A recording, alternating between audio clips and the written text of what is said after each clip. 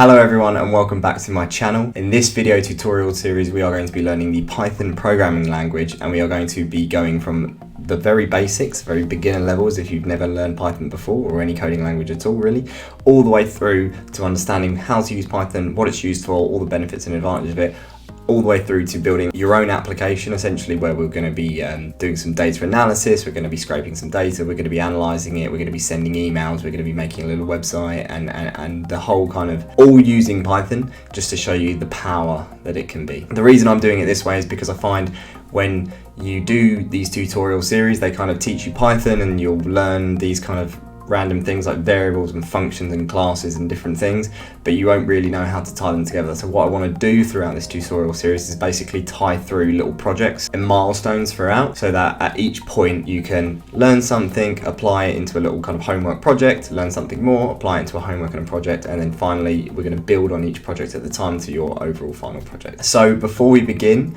why are we picking the Python programming language? So the Python programming language is kind of a high-level programming language, and it's kind of designed for reliability and ease of use, and it's grown in popularity since I think the early 1990s when it was originally created. That's not to say that it's old now. The Python language gets iterated on and keeps up with modern day standards. Some quick kind of benefits of why use the Python language. So one of the main ones is it's easy to learn, so the kind of learning curve isn't as steep as other languages. You'll see when we start writing some syntax of Python that it's quite human readable, so it becomes quite easy for new people to kind of get on board with. It's cross-platform, so this means that you don't have to have different code to run on, for example, Windows or Mac or Linux or any kind of different operating system. You can run Python across all of them. It has quite a large standard library. So what does this actually mean? It means basically when you install the Python programming language, it comes with a lot of features already baked into it, so you don't have to rewrite them yourself. They're already kind of baked into the language and you can utilize and use them yourself. All the benefits I've kind of listed above has given it quite a big popularity, which means more people have starting to use Python. Lots of companies use Python: Google, Microsoft, Facebook, kind of big banks, JP Morgan. They're using the language, which means they kind of contribute back to the language, start making kind of, they're called packages, but like they are essentially little bits of code that they give back. And even people from outside of companies, they're doing this as well. So the popularity of Python is driving more people to use it, which means there's more features to use, more functionality, and it's becoming a bigger and a bigger language, and it becomes essentially really powerful because you can do lots and lots of things in Python that you can't maybe do in other languages. So what can you actually do in Python, and why should you learn it compared to other languages? So I think when you first start programming, you tend to go towards kind of like HTML, CSS, kind of building websites, JavaScript maybe as a programming language in order to actually make those websites kind of functional. And you look at these maybe Python, Java, C++, these other languages, and they look a bit scary because you don't really know what you're doing. And I think as a beginner it's nice to learn those kind of UI based language like HTML, CSS, because you get that instant feedback. You can make a change and you can see it instantly. Whereas learning something a little bit more complex like Python means that it's mainly what's known as a back-end language. So you have front end and back end, front end being like the front of the application, so the UI, the fancy bit that you see, and the back end being kind of like how all the data is munged and like presented to the front end. So this Python is kind of mainly a back-end language, but you can essentially do all these front-end things in it as well. So you can use it for web development, so you can build basically APIs, which are ways that the websites can request data from a Python web service that allows them to kind of basically send data to a website, a front end, and display that information. The Python is also really good for data visualization and data analysis, so any kind of machine learning or AI things you can do it. I know that might sound all very complex at the minute, but your data analysis, let's say if you use Excel in your job, or kind of any job I think really crunches numbers and data at the minute. So you can use Python to automate these processes, so that you've got to take a class register every day, I don't know, and track the attendance of students over time. Let's say you're a teacher. You can use Python to do this. You could write a little script that takes all your registers, works out who was in, works out what days most kids are off, works out who's been in every day this week, who's not been in every day this week, etc., etc. You can use Python to do that. Again, this leads on to kind of the automation and scripting side of things. So you can write one Python script that will do that class register for you all the time, and then that kind of means that you never have to kind of do that analysis again. You can just run the script and it will do it for you. So Python is a really good language for automating and scripting kind of repetitive tasks that you you could get a computer to do for you. So you can also use it for game development, so you can make games using Python, you can make desktop applications using Python, and you can do kind of scientific computing with Python and do very complex algorithms and visualizations of things. So there is a plethora of things that you can do with Python, and that's what makes it such a powerful language to learn. If you're going to learn one language, you might as well learn a language that can do a lot rather than another language that is very kind of maybe just has a very succinct set of things that it can do.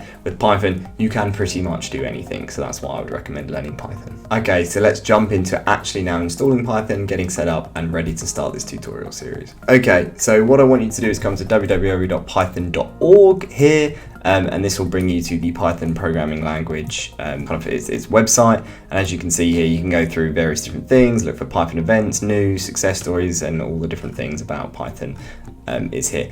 But mainly what you really want to be looking for is clicking this downloads button and then finding, it should automatically find the version or the operating system you're using, so it knows that I'm using a Windows PC here, and the latest version out right now is 3.11.2. So if you just click this button, this will start a download for you, and then you can click the launcher, follow the steps through the launcher. It might be different if you're on Mac Linux, it will be different if you're on Mac and Linux, but basically follow the steps and get Python installed. And if it isn't detecting the thing, then you can click Mac OS here if you're Mac, and then other platforms for other platforms like Linux and things like that. But if you're running Linux, I'm sure you know what you're doing. Note that if it does give you an option here, you definitely want to pick a Python 3 dot something. Do not pick Python 2 dot anything.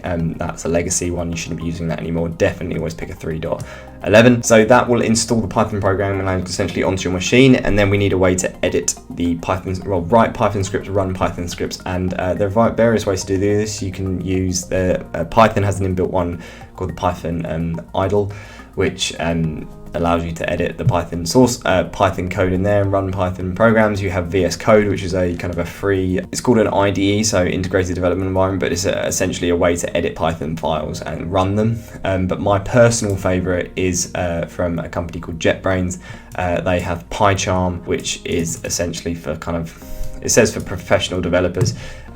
We use it a lot in kind of industry. It has a lot, it's extremely feature rich, and I think it is the best Python IDE basically on the market. It has loads of tools that you won't need right now, but it's a great way. If you start using this now, then it is going to set you up for the future. You can read through these. There's lots of tutorials. There's two versions. There's a community version, and then there's a full professional version with more features. The professional version you have to pay for, or your company will pay for. If you're a student, you can get it at a discount. Free version is totally fine. I use the free version at home. There's no real drama. So click download, set them up, and get them running. So once you have installed them, open up PyCharm. I'm using 2022.3. That was just the latest version. You should get a welcome screen like this. Yours might look slightly different because I'm using this material theme UI, so I basically have styled my PyCharm slightly different to probably other people's.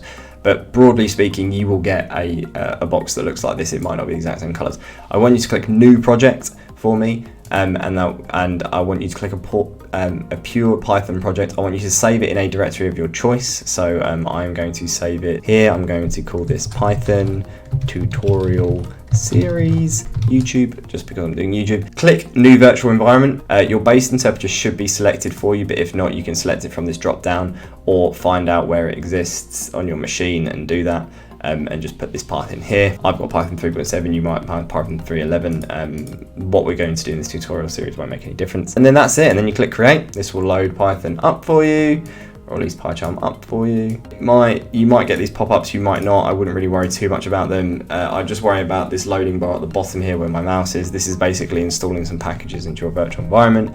You can see PyCharm has already given us this nice handy little script about how to do things. This might all look very confusing, but this is basically just Python code at the minute, so I wouldn't worry too much about it. On the left-hand side here, you've got your project explorer. So you've got all your different files here, and you can collapse that and open that by clicking this, but you should basically be set into this main py, which is kind of your only Python file in this project at the minute. So there's a couple of ways that we can run this Python script just to make sure everything's working. You can click this big green arrow here and then click run or debug main. We won't get too much into this at the minute, but if you click run main, then a little window will appear at the bottom here, and it should say that you've run this script and that you've printed out HiPyCharm. That's what you should be getting here. Or alternatively, you can right click this, it will bring up a menu on the file, and again click Run Main, and then it does the same thing. Or for third one is up here, there's a little play button right next to the main button. Click that, and again, you will get HiPyCharm. And if you've done that, you set up Python correctly and you are ready to go for this tutorial series. Thank you very much for watching this video.